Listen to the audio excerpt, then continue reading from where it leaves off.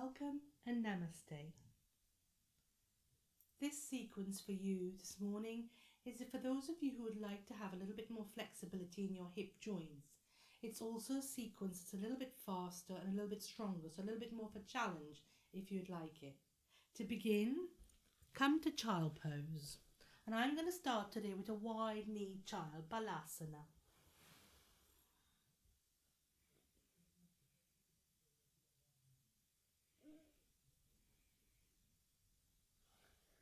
So pausing there for a moment and allow your weight to sink down through the buttocks and hips. Feel a sense of opening in your chest and your abdomen as you reach forward with the arms. Remember, you can also have your block on the head and you can have your arms next to you as well. Pausing here for a moment as you prepare mentally and physically for your yoga practice. Taking a deep breath in and a long breath out. So already we're opening the hips, already we're bringing some flexibility and length to your spine. Start working your way up now, and as you come up onto all fours, come into a little bit of a wiggle, twist and a turn. So I like to call this a posture that helps me to iron out my spine. So it's quite organic. You can turn the head, you can bend the elbows, you can bring one hip to one buttock, snake around as if you could iron out your spine. And as you do that, the beauty now comes with connecting to your breathing. Come now into your cat posture, Majariasana, cat stretch up, cat stretch down. When you look forward, the shoulder blades squeeze in. When you tip down and drop the head, the shoulder blades separate. Slow your cat movement down. Connect to your breathing. Connect breathing and movement.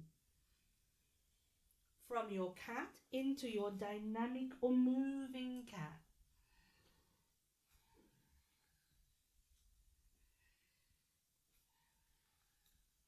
Come back onto all fours, and now we're going to start warming up the hip joints. Copy me if you're not sure. So I'm going to lift my right knee and lower. When I lift the knee, I'm looking at it and I'm flexing the foot. So you're turning the head and the neck. When you lift the right knee, try not to collapse on your left side. So really engage and strengthening on your left side of the abdomen and the left arm when you open. One more, opening and closing that right hip, right knee, and then go to the opposite side. Do your left side.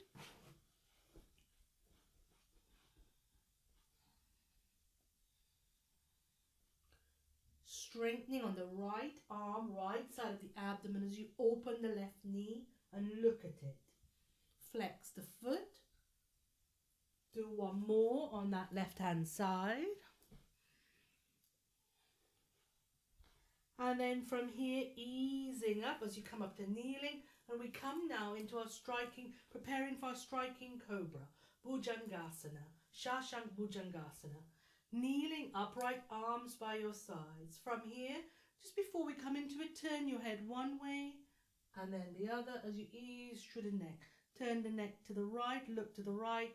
Turn the neck to the left, look to the left. One more time. Connecting to your breathing as you make that movement. When you're ready now, lengthen both arms up, reach up, engage in your core. Navel in, tail down, both arms reaching up, breathing in as you breathe out. So striking cobra, you could do fast or slow. So you lengthen up, and when you come down, reach the arms forward, dip the head, come and rest onto the top of your knees, top of the thighs, as you momentarily look forward. You don't hold it yet. Striking cobra now is bringing some flexibility to your whole spine. Lower back, middle back, upper back, and including the neck.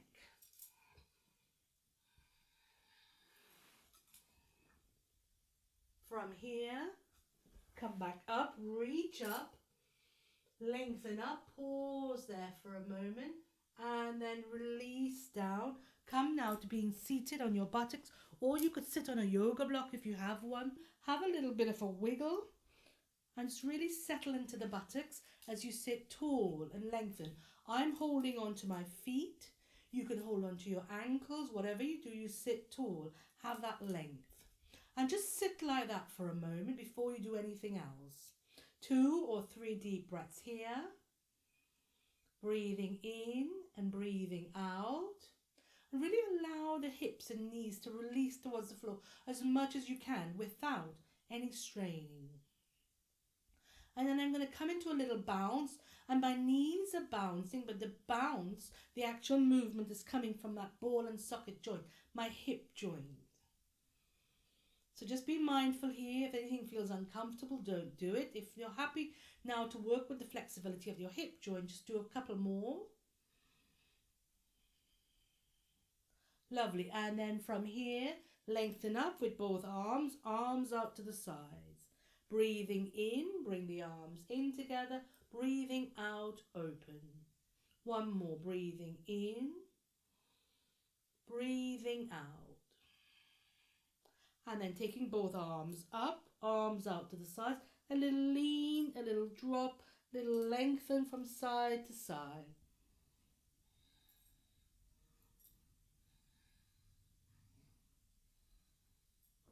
Lovely. And then when you're ready, from here, draw the arms down, draw the knees in, and come now onto all fours. From all fours, take the right leg out behind you, lengthen that right leg, tuck into the toes, and then lifting that leg up straight and strong. From here now, I'm going to bring that right leg forward in between my hands. Come now into that lunge rock. So watch me if you're not sure. I'm straightening the right knee, bending the right knee, but I'm traveling with it. I'm gliding back and gliding forward, gliding back, gliding forward. Those of you who are able to, if you're able to sit back and hold it for a bit, you can. And then come forward, hands either side of the right foot. And this here now, you can stay here if you like in your half runner. Tuck the back toe under.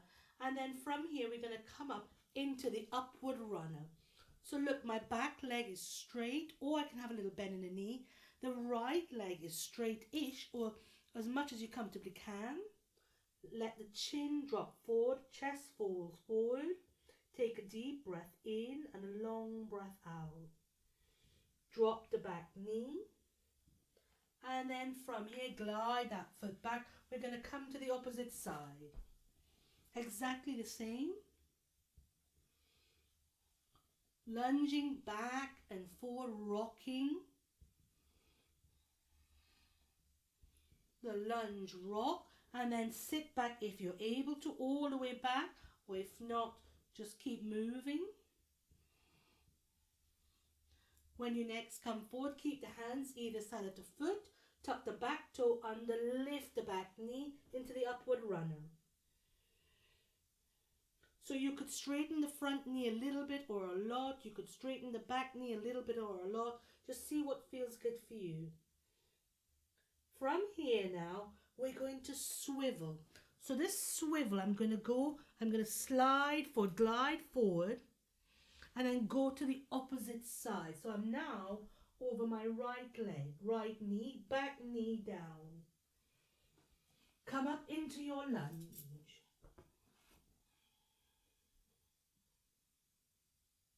Arms either side of that foot, lift the back knee off, and then once more we're going to swivel. And this swiveling from side to side is the posture that's bringing the flexibility into our hip joint. So I'm lifting the back knee off and then swivel. So I sometimes like to call this my oily hips posture. Into the lunge and the opposite side. Once more, hands either side of the foot, and I'm going to swivel with my oily hips once more onto the right hand side, and then from here I'm going to change it into a downward facing dog.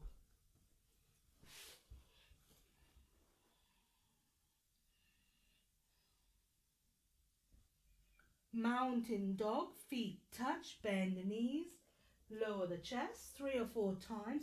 So you lift the heels, dip the knees, lower the chest.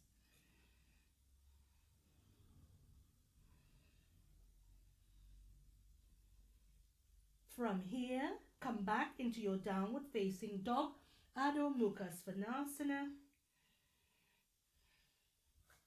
And then walking your feet forward into your forward bend, Uttanasana.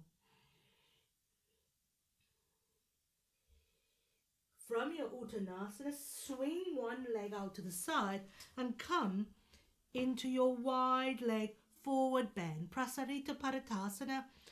Your hands could be on a block, on the floor, your hands could be here, but you're dipping the chin and allowing the head to drop forward. Bend the knees, keep the knees bent, come up to standing, stroke the arms up. In breath, out breath. In breath, out breath. Bring the hands to the hips, and then from here, our last standing posture, we're going to go into a wide leg squat. So from here, let the knees fan out, hands onto the hips, 3 or 4 times dipping as you bend the knee and the sacrum goes down. Everything is down, the chest stays forward. See how low you can comfortably sit back, as if you're sitting in an imaginary chair. Again, working with the flexibility of your hips, your hip joint, but at the same time strengthening your knees and thighs. Lovely. From here, straighten up, stand tall, draw the feet together, standing tall, tall, tall. Pause here in your Tadasana, your mountain. Allowing now body, breath and mind to all come together. Tuning in, tuning in. As you breathe in and breathe out. I'm going to do that oily hips swivel one more time before we finish completely, to lie on the floor. Again, if you've had enough, you can stop now. Okay, so come into your Tadasana, raised hands, forward bend, left foot back, left knee down into your lunge. Hands either side of that foot, tuck the back toes under, lift the back knee, swivel over all the way to the opposite side. And now you come to your opposite side lunge. One more time, hands either side of the foot, tuck the back toe under, lift the knee, swivel all the way over to the opposite side. Into your last lunge. And then from here, I'm going to start rolling down, undo my legs and come to lie on my abdomen. Turn your hands, bunch up your hands under your head, turn your head one way, turn your neck in one direction and pause there for a moment. 2 or 3 deep breaths here.